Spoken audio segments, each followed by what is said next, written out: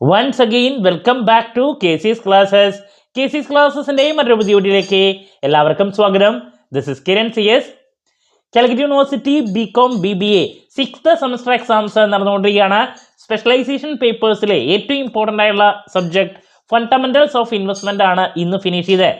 നമ്മൾ ഈ ഒരു സബ്ജക്റ്റിന്റെ ഇമ്പോർട്ടൻറ്റ് ക്വസ്റ്റ്യൻസിന്റെ വീഡിയോ ഉറപ്പായും ഓരോ പാർട്ടിലും പ്രതീക്ഷിക്കുന്ന ചോദ്യങ്ങളുടെ discussion, then last day examination tips, exam related live, ഇതൊക്കെ ചെയ്തിട്ടുണ്ടായിരുന്നതാണ്. സോ ഇന്ന് ഫിനിഷ് ചെയ്തു എക്സാം. നല്ല രീതിയിൽ തന്നെ എക്സാം ഫിനിഷ് ചെയ്യാൻ കുട്ടികൾക്ക് സാധിച്ചിട്ടുണ്ട്. നമ്മൾ പറഞ്ഞ അതേ ചോദ്യങ്ങളാണ് മെജോറിറ്റി വന്നിട്ടുള്ളത്. കുട്ടികളൊക്കെ സാറ്റിസ്ഫൈഡ് ആണ്. സോ നമുക്ക് എന്തെങ്കിലും ആ ക്വസ്റ്റ്യൻ പേപ്പറിന്റെ ഡീറ്റെയിൽസിലോട്ട് പോകാം. വീഡിയോയിലോട്ട് പോണേക്കാൾ മുമ്പ് പറയാനുള്ളത്, നമ്മുടെ സ്ഥാപനം BCom BBA MCom MBA സ്റ്റുഡൻസിന് ഓൺലൈനായിട്ട് കോച്ചിങ് പ്രൊവൈഡ് ചെയ്യുന്ന സ്ഥാപനമാണ്. ലൈവ് ക്ലാസ് ഗൂഗിൾ മീറ്റിലൂടെ പ്രൊവൈഡ് ചെയ്യുന്നു.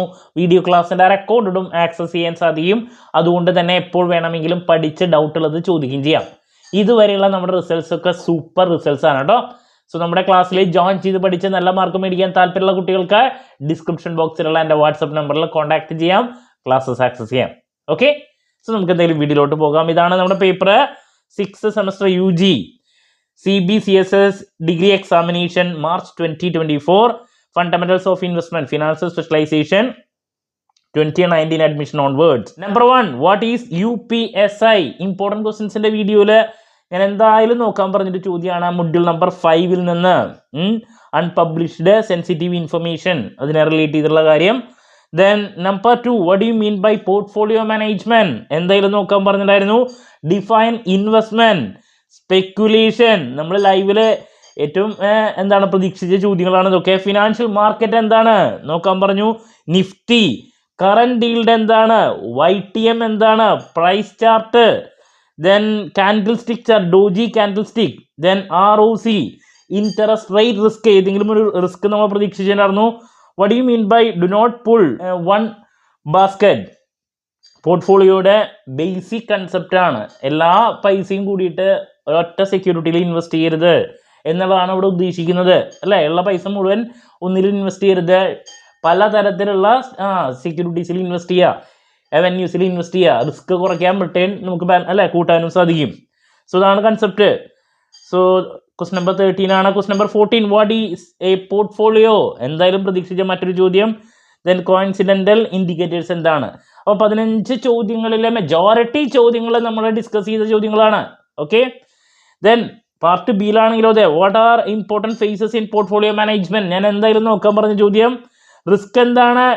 What are the elements of risk നോക്കാൻ പറഞ്ഞ ചോദ്യം. ഡൗ തിയറി നോക്കാൻ പറഞ്ഞിട്ടായിരുന്നു വന്നിട്ടുണ്ട്. റിവേഴ്സൽ പാറ്റേൺസ് എന്താണ്? Explain any 2 reversal patterns with charts. അത് എന്താ പറയുക, നമുക്ക് മൊഡ്യൂൾ നമ്പർ 3 നിന്ന് ഒരുപാട് വായിച്ചാലാണ് ഏതെങ്കിലും ഒരെണ്ണം കിട്ടുള്ളൂ എന്ന് പറഞ്ഞിട്ടായിരുന്നു. ദെൻ ഫീച്ചേഴ്സ് ഓഫ് ഇൻവെസ്റ്റ്മെന്റ് എന്തായാലും നോക്കാൻ പറഞ്ഞ മറ്റൊരു question. Then explain role of SEBI regulating the Indian capital market. എന്തായാലും നോക്കാൻ പറഞ്ഞിട്ടായിരുന്നു വന്നിട്ടുണ്ട്. Then YTM calculation, അതും പ്രതീക്ഷിച്ച ചോദ്യം. എക്സ്പെക്ട് റിട്ടേണിന്റെ പ്രോബ്ലം വന്നിട്ടുള്ള ഈസി ക്വസ്റ്റ്യൻ. ഓക്കെ, 2 പ്രോബ്ലംസും ഈസി ആയിരുന്നു. അപ്പോൾ പാർട്ട് ബിയും കംഫർട്ടബിൾ ആയി, അതിലൊരു പ്രശ്നങ്ങളില്ല ഒറ്റ ക്വസ്റ്റ്യനിലും. ഇനി എസ്സേയിലോട്ട് പോകുമ്പോൾ പ്രോബ്ലം എല്ലാം വന്ന എല്ലാതും തിയറി ചോദ്യമാണ്.